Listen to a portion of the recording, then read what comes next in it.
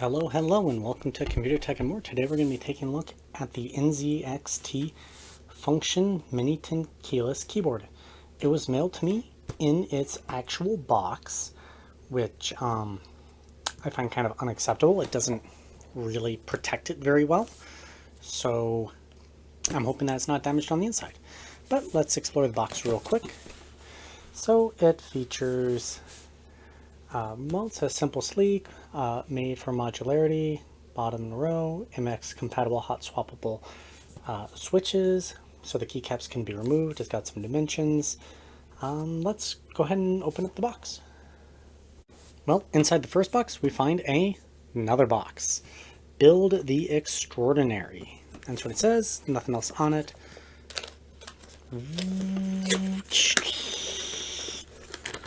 Open. And there we go. Let's see. NZXT, survey card. Alright. Get that sleeve off. Let's pull out the keyboard. Let's see what else is in here first. So it's got a little bit of basic foam right there. And there we go. Anything else under there? Nope. Okay. Inside bag number 1. We find a fairly nice braided cable. Looks to be pretty standard USB A to C. Connectors look fairly high quality, but can't tell if it's USB 3 or USB 2. It's probably USB 2. And inside the other ones, looks like we got a keycap puller and a switch puller, both in NZXT purple. Okay, let's take a quick look at the keyboard before we go ahead and plug it in. So they're calling this a Mini-Tin Keyless, or I would call it more like a 75%. It might be a little bit more than that, because it looks like it's got like a full extra row up here, unlike a bunch of other 75% keyboards I've looked at. So if you need the extra specific buttons that this appears to come with, this might be an excellent pick for you. It doesn't have the LED or OLED little screen, if you care. Personally, I really don't. It's got an NZXT button.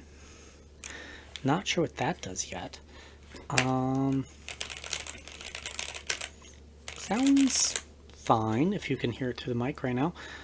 Let's do a quick explore of the keyboard. So on the side here, you got a little roller. Don't know what that does yet. And some buttons on the bottom. We got its rubber pads to hold it in place. Feet level 1. A little bit of rubber right there. That feels pretty good. And foot level 2, also with rubber on the bottom. That is good to see. A lot of companies skip out on the rubber on the higher foot levels, and that just will make your keyboard much more slippery slidey. But I generally probably keep it on the lowest, just for my own personal ergonomics. What else? Anything else? Let's see, it's got one port, so this does not have USB pass-through. That is a real shame. I absolutely love that feature on keyboards that have it. And, well, that's the keyboard. Let's go ahead and before we plug it in, I should pull off some keycaps. Well, right away, you can see that this keyboard comes with MX style red switches, which is what that is. And we can go ahead and pull that out. Dun dun dun. And standard 3-prong. Fits right in there. It's got North Pole LED lighting. And, well, these aren't cherry switches, I think. Right, they use Gateron red linear switches, so I do have a preference towards tactile. So I may not like these switches, but the fact that they're hot swappable means that in theory you could go ahead and just replace them yourself. However, that starts driving up the cost of the keyboard because now you're replacing the switches that it came with. The keycaps themselves are double shot, which is always good to see. And basically that allows for better shine through, and I couldn't find on the box. I need to look it up. I'll describe it later and confirm whether these are ABS or PBT for how long they will last. PBT is the better material, it won't turn shiny over time. Now let's go ahead and plug it into a computer and check out the software. Okay, well if you're not familiar with it, this is NZXT's CAM software. I was not overly familiar with it before making this video. It has PC monitoring, system specs, lighting, cooling, keyboards, mouse, whatever components you have that's operated by NZXT's software. So next is the utilization of their software, and this is their lighting profile. I found this software particularly hard to use. So before I get into using the software, this is the way the keyboard looks before I go and mess with it. So it looks the same as the profile I just made. And before I forget, one nice thing about this keyboard is when I plugged it into another machine that didn't have CAM installed on it, it just loaded whatever color platform I had on the keyboard by default. So it has onboard memory, which is an excellent feature that is missing, or appears to be missing, in a lot of keyboards that claim they have onboard memory, but when I plug it into another machine, it just doesn't load the profile. Now that all that's said, to change the profile, and again I'm looking past my camera, you can kind of select. So okay, I have all those keys now in theory selected. I'm going to come in here, select color. Every other color on the keyboard just changed, except for those. What the heck? So unfortunately, I can't even go back. There is no undo button. So in order to do specific lighting, I then have to hide the keys that I don't want changed. So let's go ahead and do this. And say blue. No, we want a different one. Let's do green. And I can of course go in there and do customize and pick my own color, and if I hit cancel, it changes back. Let's go ahead and pick that green. Oops, it didn't save. There. Now the inside is green and it loads automatically. But you can quickly see why this software is tedious. I can't just click on individual keys. So like if I have this key selected, that one's off. All the rest will change. It is completely counterintuitive. It's backwards. It's ass backwards from what it should be. I find this software to be a piece of junk, and that alone makes it harder to recommend. But of course, if you're just going to set up your profile once and never touch it again, it's not terrible. But just the experience. I had a better experience using Drop software, which is completely manual and you can't even see the color. But I can click on each key and change the color, and it's that color. So take that for what you will, but this is basically how it's used, and I think it's pretty much a horrible piece of software. And second part of that is this software is kicking up errors on my computer. Now let's go ahead and jump to the typing test. You can see my previous results. This one was the Razer Ornata keyboard, and it had the membrane style switches, which apparently I do really well on, even though I didn't really like the way the keyboard overall felt. It apparently did really good typing for me. But let's do this one. We're going to do a 1 minute test. The volume is going to be off. The microphone is going to be pointed at the keyboard, and so that'll be what you hear.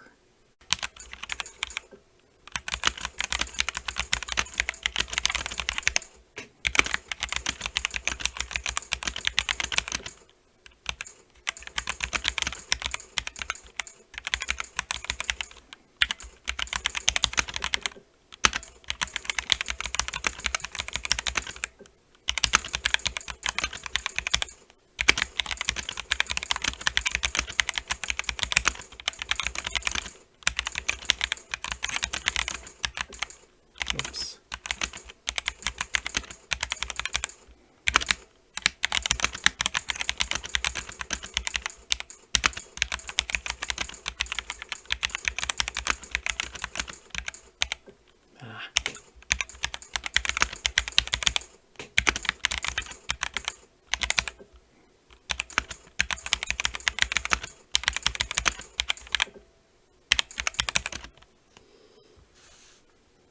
Close. How'd I do? 55 words per minute, 97% accuracy, so overall good. I got my hand circled a couple times. Alright, let's jump to a gaming test. Well, I changed my mind a little bit. Before we get into the gaming test, I wanted to do a little bit more about this keyboard. So this knob is controlling volume right here on the side. Then we have, I forget what these do. Oh, that's volume on and off. Not really sure what that one's doing right now. Oh, the lighting. There we go. And this is my drop shift keyboard, the current one I'm using that I'm looking to replace with a smaller one. And I just want to do a visual representation. So this is how much extra desk space you get by going with the NZXT function. So if you have a very small desk, getting a smaller keyboard is pretty much a necessity. But I would do an RGB like lighting analysis between the two, but I just, oh my goodness, could not get myself to redo the lighting on the NZXT one. It just was such a pain in the butt to use the software. But the perp key illumination appears pretty good. We're gonna just kind of, so the lighting around the keys looks fine. The actual quality of the print in each keycap appears very good. As in, we don't see any of the lines, so like the D there on the shift. You can see that little line on the D that comes from printing, and on the A. Don't really see any of that on the NZXT one. So mass market does have an advantage here to some extent, but the color mixing is good. So overall, the lighting is good. It's just the software that is really bad. All right, let's do gaming now. Okay, as per always with my gaming tests, I'm using Black Mesa as my game of choice.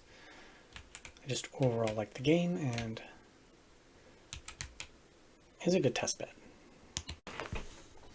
All right, let's, response feels good.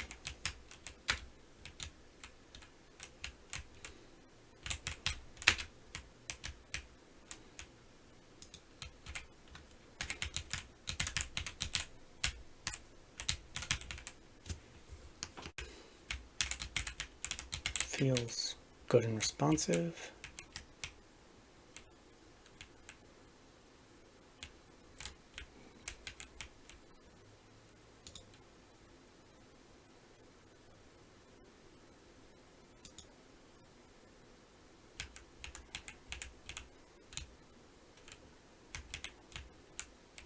Okay. A little bit noisy, particularly the spacebar.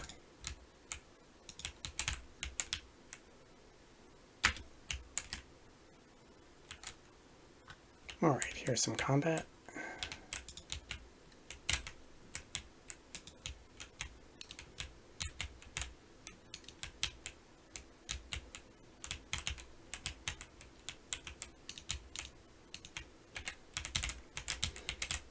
Yeah, overall it's fine.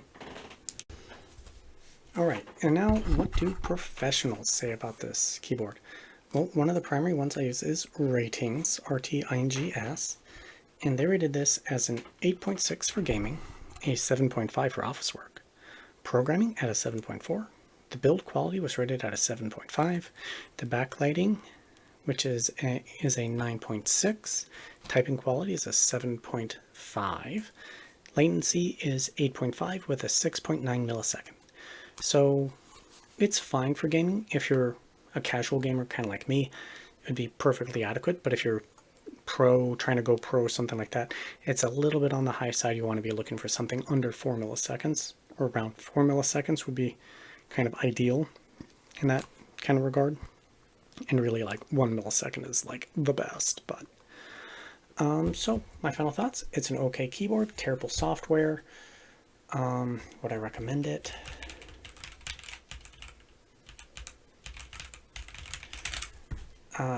I'll leave that up to you. I think it's okay, but it's probably not for me. I do like the size. I like the way the keyboard looks, but the software is just tedious, and I don't want to install it on my main computer. All right, well, thank you for watching, and I'll see you next time.